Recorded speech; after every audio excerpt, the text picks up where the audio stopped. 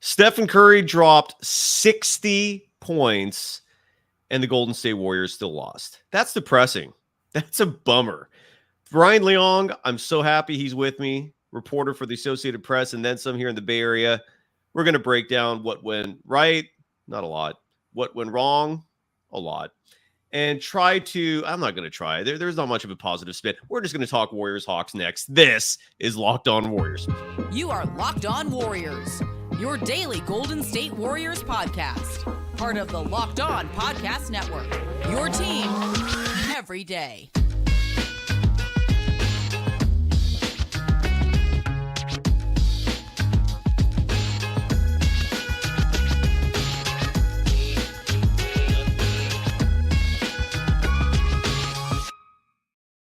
Thank you for making Locked On Warriors your first listen every day. We're free and available wherever you get podcasts and on YouTube. We're part of the Locked On Podcast Network, your team every day. Today's episode is brought to you by LinkedIn, and more specifically, LinkedIn Jobs. They help you find the qualified candidates you want to talk to faster. Post your job for free at linkedin.com/lockedonnba. That's linkedin.com/lockedonnba to post your job for free. Terms and conditions apply. You can follow Associated Press sports reporter Ryan Leong. It isn't just the AP. You do a lot of stuff. We go way back, man, since the beginning of both our days covered Bay Area sports. You can follow him on Twitter at Ryan Leong. You can follow me, Cyrus Saatsaz, on Threads at Dog Wild. Ryan, that was a colossal bummer. The Warriors have now lost 11 straight overtime games. Stephen Curry came 2 points shy of tying a career high, scored 60 in a losing effort, man. I am bummed. This is not how I wanted to spend my Saturday night. Alas, here we are. Great to see you, man. Happy belated birthday. And your immediate reaction to the Warriors losing in overtime, 141-134 in Atlanta. No surprise. I'm just going to say, when Lester Quinones is your second leading scorer and he's far behind Steph with 17 points, that's bad. It is bad. That's all you got? That's your reaction? That's your entire analysis? Did you freeze on me? Are you still there? Ryan. I just lost Ryan Leong. Is that me? Is it you? Ryan, where'd you go, man? Well, hopefully Ryan Leong will be right back with us. I have no idea what's going on with this connection. He just froze on us. Yeah, he did freeze Keith Willis. Oh, you're back. Ryan, are you there again? Yep. Okay, there we go. So resume, please, sir. What was your reaction to this brutal game? I was going to say, Steph does not have enough of a supporting cast. He's asked to do everything. Yeah. He's the savior, but when he's trying to be like all three parts of the Trinity, and not that I'm trying to get into religion here, but he's trying to do all three things, and he can only do so much, and he's not gotten enough help. And again, Lester Quinones, great effort from him tonight, 17 points off the bench, but he's the second leading scorer. That's terrible. You've got to have somebody else step up. The number 2 guy in the Warriors tonight should have had 30 points. We were talking about that before we started recording, that Lester Quinones, who until less than a week ago was primarily known for, rooting the team on off the bench, posting great numbers in Santa Cruz. But Steve Kerr, I give him credit on last night's show. He's finally benched Corey Joseph. He's going with Quinones. What a shocker that Quinones is delivering. We've been advocating for him on the show for months. But Kuminga, one of the many bummers of the night, Jonathan Kuminga's streak of 8 straight games where he scored 20-plus points snapped tonight at 16. I don't doubt for a moment he would have reached that mark if he wasn't fouled out. We've been complaining a lot about officials this year. The spotlight has been on their incompetency. I feel like of all the games this year, though, this was one of the worst outings by the refs. I mean, to start the overtime period, you had that challenge that was not overcalled. That was an absolutely BS call of a charge. Trae Young was clearly moving his feet when Quinones barreled into him. But the last 2 or 3 fouls on Kuminga were particularly egregious. They called the foul on him just for dapping Trae Young on his arm and his body. Technically, you're right, not legal, but who the hell calls that? You even saw Steve Kerr. You could read his lips going, "This is basketball." Like, just let these players play. No one comes to these games to watch you blow your goddamn whistle. And so Kuminga fouls out. He finishes with 16 points. Stephen Curry was brilliant, dude. I don't know where he gets his energy from. I just want to read a stat line real fast. 60 points. Again, this is the second time in his career he's had 60 or more. Do you know that, Ryan? Because I don't as for a fact, but I know his career high is 62. Has he ever surpassed 60 besides tonight in that one other game? No, and I can say right now, I was one of the lucky ones to see that game because that was during the height of COVID.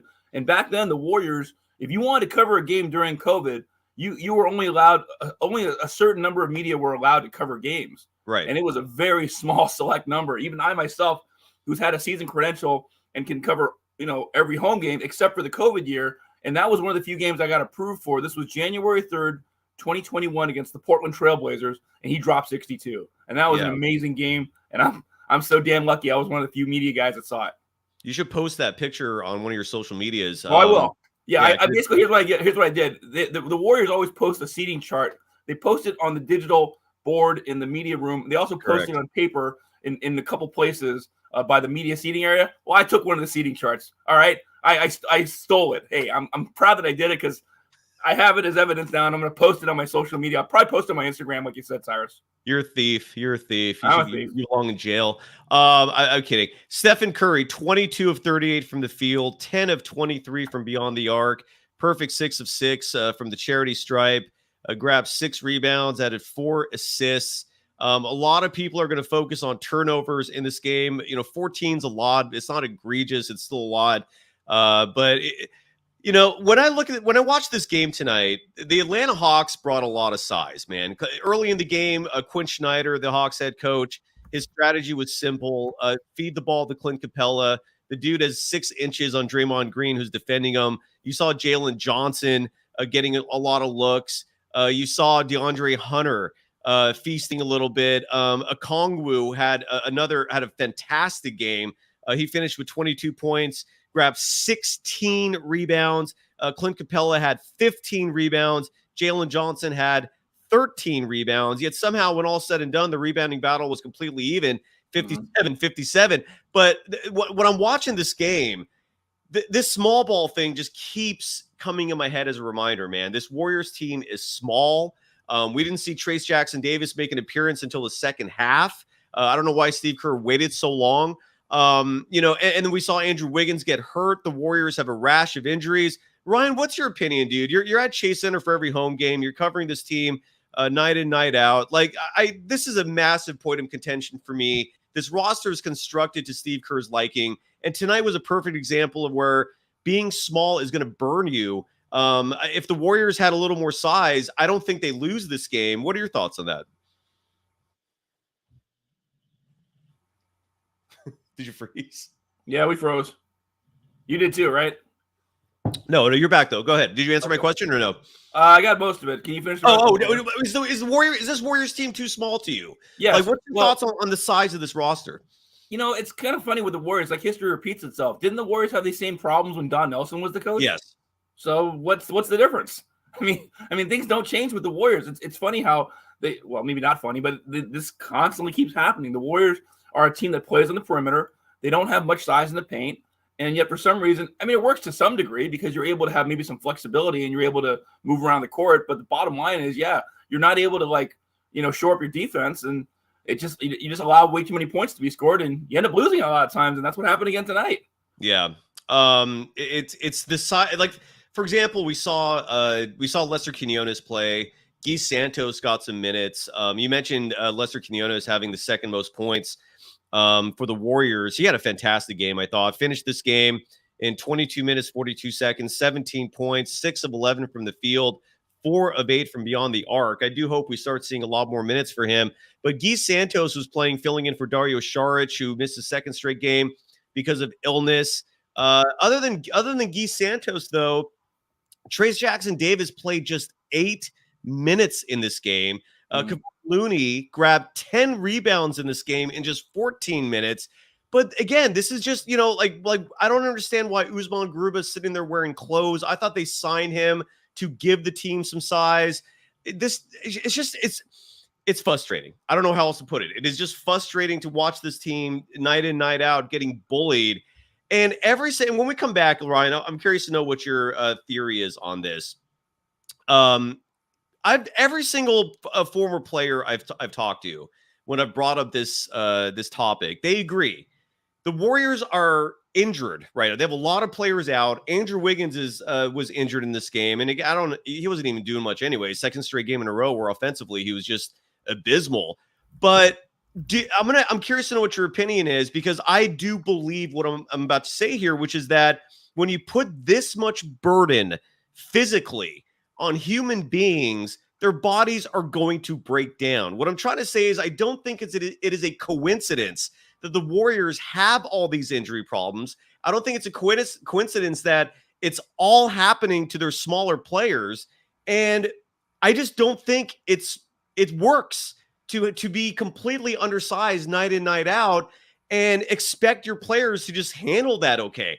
I would love to know what you think about that, because I do think that's a problem. We also need to talk, speaking of problems, about Klay Thompson, who had an awful shooting night. And that just cannot go unnoticed. We could even discuss whether or not he should have been playing late in the game, because he was just literally bricking over and over and over. Damn, man could have built a goddamn house. So we're going to talk about that and so much more with Brian Leong. But first, we got to give some love to our sponsors. And first up tonight is LinkedIn. Ryan, do you use LinkedIn? Are you a client? Do you have a LinkedIn account? I have a LinkedIn account, but I almost feel like my LinkedIn's like my Instagram. It's like I've got a lot of connections on there, but LinkedIn's never helped me find a job. But it does help you find people to connect with. Oh, you're killing my sponsor, man. Have you ever tried to look for a job with LinkedIn?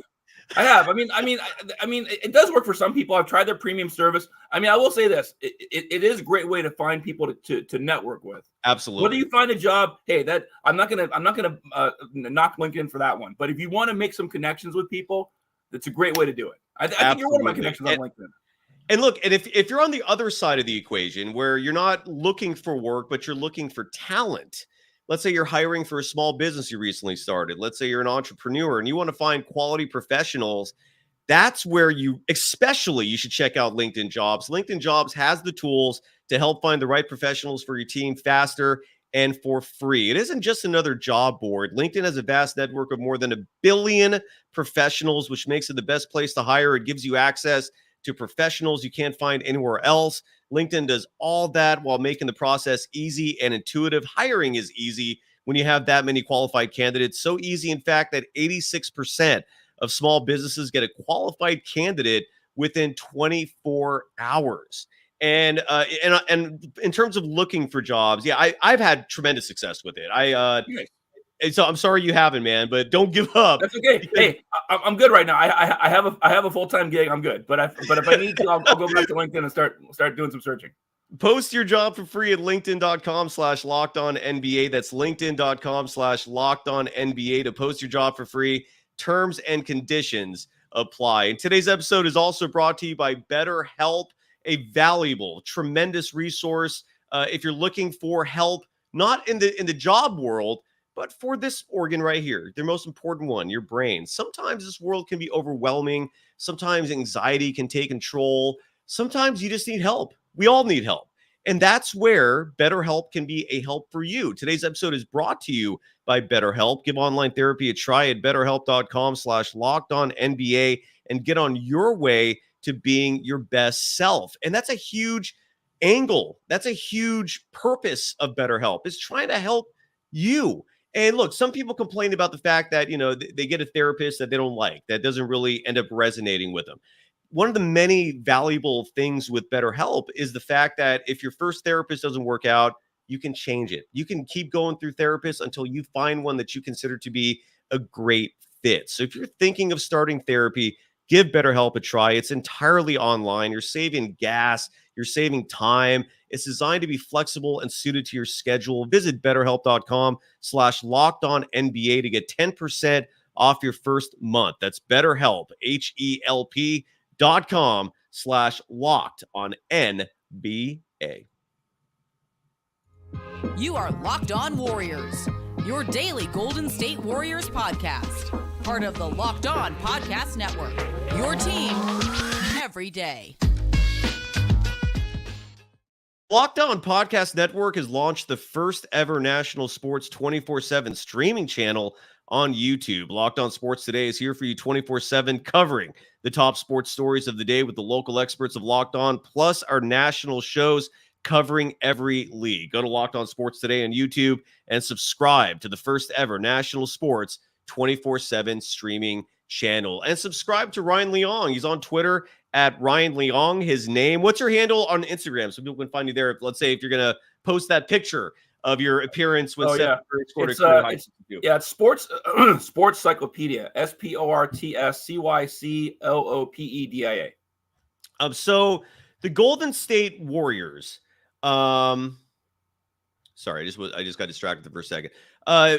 More specifically, Klay Thompson tonight. And look, he's been feeling under the weather, but this stat line is just brutal. He played 35 minutes. He was 4 of 19 from the field. Even worse, just 2 of 13 from beyond the arc. Finished the game with 4 points, had just 2 assists. He was second on the team in negative net rating. He was a -10, finished with just 10 points. There's no expectation that Klay Thompson is going to be traded. There's too much sentimentality there. Although I thought I heard you say something about him not coming back next year. I would love for you to follow up on that thought. But what was your take from tonight's Klay Thompson performance, which in my opinion was just a dud? He's had a lot of duds this year, unfortunately. I still think, I don't think he's ever recovered from his injuries, or maybe even if he has, he's kind of lost a step. And I know he hates hearing that, but nobody's getting any younger. And I'll use that old saying, which is, always rings true. Father Time is undefeated. Yeah, absolutely. And you're right. And again, it's if he was contributing offensively, if he wasn't laying these kind of eggs, you could live with the porous defense. But when he's also doing this on the offensive side, forget it. You're screwed. Yeah. And Joe, you're right. At least Steve Kerr is going to Podziemski more often than Klay Thompson. One critique I had with tonight's game, the Atlanta Hawks had a very simple strategy for a lot of tonight, which was feed the ball to the bigs. You have a mismatch almost every possession, but the Warriors had a similar advantage as well. And we saw this really early on where I think Trae Young was guarding Klay Thompson. And at the beginning of the game, they were feeding Klay because you have a 5-inch height advantage. You have a considerable weight advantage. Klay Thompson is good in the post. He's got a solid fadeaway. And Klay was thriving. Maybe thriving is a strong word, but if I look at his first quarter stats, for example, compared to the rest of his night, Klay in the first quarter was 2 of 4 from the field. It was 1 for 2 from deep. They found the mismatches. They took advantage. It was a very simple strategy that was effective. Then we never saw it again. I never understand that. It's like when you have something that's working there and then you just abandon it for no good reason. I don't understand that. Did you notice the same thing? Your thoughts on that? Well, I'm looking at Klay Thompson's numbers. His first half numbers weren't that much better. I mean, he had 8 points in the first half, 3 of 10 shooting, 2 of 6 from 3. So, right. But I missed something. What was your question exactly about? Well, the question is what are your thoughts on the fact that the team, they find something that works and then they stop going to it? Like Klay Thompson had a massive advantage over Trae Young. He was backing him up every possession. Like you mentioned, the first half numbers, they were fine largely for that reason. And then they just abandoned it. I don't understand why Steve Kerr didn't stick with what works. Like what are your thoughts on that? I don't have an answer for you, unfortunately. I mean, he does do some strange things, or he starts doing things like where he'll bench guys because he feels that it's not going in the flow of the game. Like you said, like a guy like Kevon Looney. I mean, Looney's spending more and more time not playing or being benched because he doesn't fit in with the scheme that Kerr thinks the game is going. But and then you go smaller, like you said, and then things just get away from you. And I think it was strongly evident in that fourth quarter, especially late in that fourth quarter and into the overtime where the Warriors never had control of the game. Yeah, you're absolutely right. I'm seeing a new nickname for Klay in the chat, Klay Thompson. I've seen a few people say this. Yeah. Stephen Calwas saying Klay Thompson thrived tonight with 2 of 13 from 3. Why is Klay Thompson, in your opinion? You interview Steve Kerr on an almost daily basis. Greg Popovich, I'm going to drop this soundbite as much as I can because it makes sense, and we don't get enough sensible things in this world. And if Manu Ginobili can come off the bench, anybody can, and I don't want to hear it. Absolutely. So why can't Klay Thompson come off the bench? Why is he persona non grata when it comes to the topic of coming off the bench? Steph's come off the bench. Draymond's come off the bench. Everyone has. But for some reason, Klay, that's too, like, God forbid we discuss Klay coming off the bench. Why is that, in your opinion? Maybe the team doesn't want to hurt his feelings. I think. I mean, he's a highly sensitive person. I'm going to be honest about that part of it. I mean, whenever he's been interviewed, he's a very sensitive person, and I get that. But I mean, at some point, yeah, you got to think of the greater good of the team. And I think, like I said, he's had games like this before he even got hurt. I'll never forget. I covered a Warriors game back in his prime, and I think it was like 1 of 14 from the field. So he's had bad nights where he could shoot. It's just that now they're very consistent, these bad nights. Yeah, somebody just said Klay the entitled. I agree with that. I mean, Klay is the kind of guy, I really think the team's afraid of hurting his feelings. I really do. But, at this point, you got to start doing whatever's better for the team. And I think Klay is a guy that really, really shouldn't be playing that much right now. He's not helping the team at all. No. And, Jay Boogie in the chat, being an utter ignoramus by claiming that I'm a fanboy of Jonathan Kuminga, and he wants me to. Ignorant. That is absolutely ignorant, but we'll talk about Kuminga. It's ignorant. You're being ignorant. You're being utterly ignorant, Jay Boogie. But here, fine. Jonathan Kuminga tonight, apparently, according to your book, shooting 50% from the field is awful. Apparently, a 16.4 rebound night is awful. He was not awful, man. All right. Every individual is allowed to have an off night. Every player is allowed to not be on it. Sorry if he didn't hit 20 points for the 9th straight game, but that is utterly, absolutely ignorant. I don't know what else you want me to hear. He was 1 for 3 from deep. That's 33%. That's not bad. It's not great, but it's not bad either. That's the Mendoza line of 3-point shooting. 33% from deep equals 50% from 2. So sorry, if you want me to criticize Kuminga, what do you want me to criticize him for? Sorry, That's are ignorant. It's absolutely ignorant. What do you think? Am I being a fanboy pertaining to Kuminga right now? Am I not criticizing him enough? I don't understand what the hell I'm supposed to criticize Kuminga for. No, you're good, Cyrus. I think it's okay. I think you're getting a little too worked up over nothing. Jesus Christ, man. I know Jay Boogie, man. Just suck it. When we come back, we're going to talk about Wiggins, and because I keep bringing him up in terms of trades. And a lot of people, for some reason, love Wiggins. I have nothing against him personally, but I also don't think that he's suddenly come out of this season-long slump. And these last 2 games do validate that. And by the way, if we're going to call people, just so you know, if you come in this chat and you call people names, you're out for good because there's no point to it. All right. This is not and I'm seeing a few people just using name calling. So anyways, let's give some love to another sponsor for this evening. The fan base is bummed, man. This was just a brutal game. When Stephen Curry scores 60 points, drops a 60 burger, and they lose, we're going to get a lot of grumpy people. I don't blame you for that. Why don't we talk about our next sponsor for this evening? And we're going to talk Niners for a second when we talk about this sponsor. Ryan, I'd love to get your thoughts on this.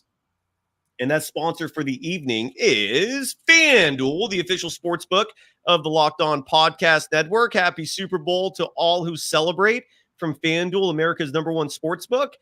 Ryan, what are your thoughts on the fact that the San Francisco 49ers are favorites against the Chiefs? That's pretty wild. If you're a betting man, if FanDuel is legal in California, and there's a lot of listeners who are not in California, in states and countries where FanDuel is legal, how are you rolling? What are you thinking? You're going to Vegas for this game. You're covering it.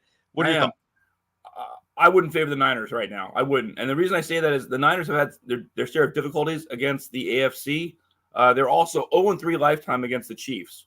Patrick Mahomes has beat them every time. Once in the Super Bowl and twice in the regular season. Once at Arrowhead. I still call it Arrowhead Stadium. I don't know what their damn sponsor is. I don't care.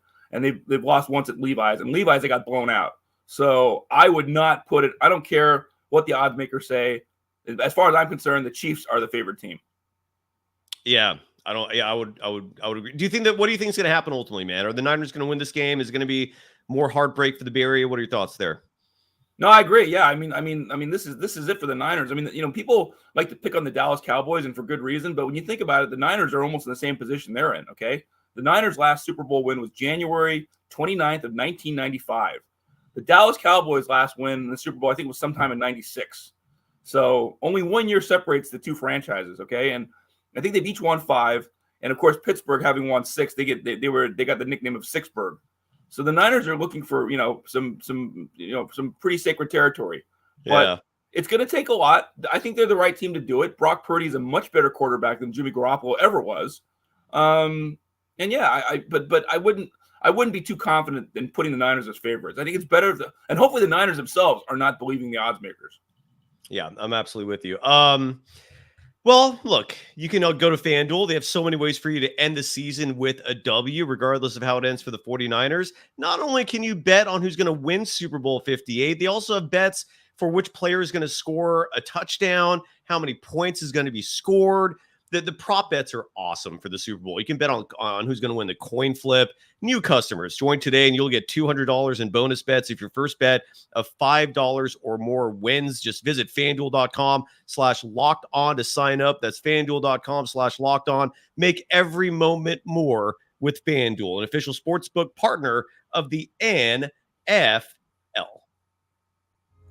You are Locked On Warriors, your daily Golden State Warriors podcast. Part of the Locked On Podcast Network, your team every day. One final segment of Locked On Warriors. Thank you for making Locked On Warriors your first listen every day. For the everydayers, we're going to be back at it at the latest with our next post-game show. Ryan, I'm really thankful you're here for me tonight. Thank you. This would have been a brutal show to do by myself. Our next show likely will be Monday night. The Warriors play the Brooklyn Nets on the road. I don't think the Nets pose the same issues when it comes to size that the Atlanta Hawks do, at least not from initial impressions. I know they got Nick Claxton, but it seems like a more manageable matchup. What are your thoughts on the Warriors playing the Nets? Yeah, I would say so. I mean, but again, given the Warriors' struggles on the road, and again, as you've mentioned, these undersized lineups the Warriors keep throwing out there. I mean, I wouldn't say their odds are much better against the Nets. I mean, again, undersized players, overabundance of injuries equals losses. I mean, I just don't see how the Warriors rebound from this. I mean, they will rebound. I think the good news for them is they get at least some time off. I mean, I think just again, Steph, just too much, just overuse for Steph. It's like driving the car in overdrive, and I just feel bad for the guy because you should win a game when you score 60 points. Absolutely, dude. It reminds me a lot of when Steph had that huge night at this was like 10 plus years ago at Madison Square Garden. What did he drop that night? Was it 56? I think. I remember the first time he scored like 54, and then I think he broke that record. Right. I think that's what it was. Yeah. I think that's what it was. Well, in the one person in the chat, besides Subasa Azor, says the team just sucks. I lost the comment there, but somebody about saying they could have won in regulation. Well, of course we know that, we saw it, but see, sometimes as well as Steph shoots, I think the last shot attempt he had was not very good. But again, in that situation, I don't blame Steph because who else are we going to give the ball to? Yeah, I agree. But that's not the one I was going to go to. Here we go. No. The question was, I just wanted to address them. Here we go. Here it is from Stephen Camp. Writes, what do you think the Warriors are going to do realistically at the trade deadline? What can they actually do? There is a lot they can actually do. Andrew Wiggins, multiple reports have confirmed that there is interest for him. You don't have to give up draft picks and other valuable assets just to get that god-awful contract off your books. I mean, you owe this man 3 more years at close to $30 million. It's amazing how just 6 months ago, a year ago, everyone thought this was a bargain deal, that Wiggins took a pay cut, that everyone was giving him kudos, and now this contract is abhorrent. But he is an asset you can move. The bigger question, you've heard Steve Kerr's rhetoric. He doesn't want to trade Wiggins. He's in love with him and a few other players. I think Wiggins needs to go. To give perspective, besides the fact that last night he scored just 9 points, I still think his defense is garbage. I heard Bob Fitzgerald and Kalena Azubuike, look, they'll give you homer takes on these broadcasts, but they constantly keep saying, well, Wiggins' defense, Jesus Christ. Wiggins is routinely getting beat when he's playing one-on-one defense against opposition. Even his defense sucks. And offensively, he got hurt right before the half. His stat line before he got hurt in 19 minutes of play, 1 of 6 from the field, 0 of 2 from deep. Uh, I think he needs to go. I think he's one of the pieces you have to trade. Chris Paul's contract isn't expiring at $30 million. A lot of people talk about that. It sucks that nostalgia, the sentimentality keeps being interjected in these discussions, because if the goal is to win, put your feelings aside. Focus on the players that need to move. Focus on what you should bring in. I want to trade. I looked at this 5-game road trip as the Warriors organization maybe looking at the team as a barometer for whether or not they should do something. We all know what Steve Kerr's feelings are. He only wants people around him he likes. And unfortunately, the people he likes are not the best players in the league. If they don't make a trade this season, in my humble opinion, is a bust. It's a wash. On top of everything else, if you move Wiggins, you no longer have a logjam for Moses Moody, who's with the team on this trip, who's going to be playing any day now. I give you my word that Moses Moody right now is a better player than Andrew Wiggins. Cross my heart. Whatever my word means, I am genuine in saying that. And if Wiggins stays, you're going to see Moody get DNPs and rot away on that bench. I hope Wiggins gets traded. Chris Paul's another asset. The point of all this is I want to trade. If you want to salvage the season, you have to make a trade. That's my opinion on it. Ryan, what are your thoughts? Well, I know you're a big fan of Moses Moody, and I know he does play well when he gets minutes. But oddly enough, for some reason that's inexplicable to me, and it's certainly an enigma, is that he doesn't get much playing time. No, I don't get it. And I've asked for you about this. I've gone to Steve Kerr, and I always get a chance to talk to him pregame because I help out the Warriors in getting some postgame audio. I'm always at the visitors for postgame, but pregame I always talk to Kerr as much as possible, and I'm always asking about Moses Moody and asking why he's not getting more playing time. And he's always just saying, well, we're trying to see where he fits into the scheme of the game. Yeah. That's always his excuse. So I don't know what to, there's no other way for me to really try to ask questions to Kerr, because he's a very cooperative type person. But as you know, being in the media business, it's very hard to sort of like kind of grill somebody unless they do so poorly at their job that it becomes overly evident that, and he's not quite there just yet. But yeah, it does boggle my mind, the fact that, he keeps a set rotation of certain guys. And of course, you're always going to play Steph. That's a given. But again, playing Klay all the time the way he's playing is not very good. Wiggins, like you said, that's a terrible stat line. I mean, he's not been good at all this year. He's had maybe a handful of games where he's been productive, but the Wiggins that you got in the championship season of 21-22 is not there. The current Andrew Wiggins we're getting right now is, he's not now that D'Angelo Russell trade's not looking so good, but he did help them win a title. But yeah, he's been a very ineffective player this year. No, and again, in an upcoming show, I'm gonna Ryan, I finally found out, and it's really troubling. I'm gonna save that. I have to save this for. It's gonna be a whole show, but I found out what was Wiggins' main issue that caused him to miss a lot of time, that caused him to come back out of shape, and it's disturbing. What I've heard about his attitude is poor, and again, you have people in this. And for example, there's a people in the chat here that I have one person saying that here. TJ writes, Wiggs was playing great defense. Agree to disagree. I hear people saying that. My job is to observe this team and the nuance. Wiggins, I'm sorry, he's not playing great defense. I don't see it at all. Another person in the chat who writes, and again, this is all about narratives, right? Like Black Ice writes, Wiggins is turning it around. You can't just give him away. Bull feces. He had 9 points last game. Let me repeat his stat line in the first half tonight. Andrew Wiggins in 19 minutes of play, 1 of 6 from the field, 0 for 2 from deep, 2 points total. And if you think that Wiggins was not the reason why they lost this game, you're right. He didn't play the second half. But if Wiggins was the Wiggins of old, maybe they go into the first half with a damn lead. It's not a tie game. The first half does matter in the whole picture. So y'all, look, we can agree to disagree. People can continue to question me when I sit here and give you a strong opinion. That's always effing right. But of course, everyone just wants to, doubt me or question. That's fine. If you think Wiggins still has something in the tank, that's your belief. I'm sitting here telling you right now, it's utterly wrong. And the Warriors aren't going anywhere if they keep him. Your final thoughts, Ryan. I'll say this much. First of all, I feel for you, man. I think it's frustrating that you're the host of this podcast, because you have a lot of people who sort of see things through rose-colored glasses, I guess. I don't know. But yeah, from what I've been watching from this team, and I haven't covered every single game. I've missed a few here and there because of Niner conflicts, whatnot. But yeah, this team is very frustrating to watch because, again, everything's on Curry, right? It's like, if you're cooking a dish, yeah, you put curry on your food, it's great. But in the situation the Warriors are in right now, too much curry doesn't help. It just isn't help. I mean, I don't know. Ryan, happy belated birthday. I hope you come back on the show soon. Let's do this again more regularly, okay? Thanks. Yeah, sure. I love that, man. Thank you, everyone. I'm sorry for not being more positive. It's the product. I don't know what to do. Good night, everyone. Bye-bye.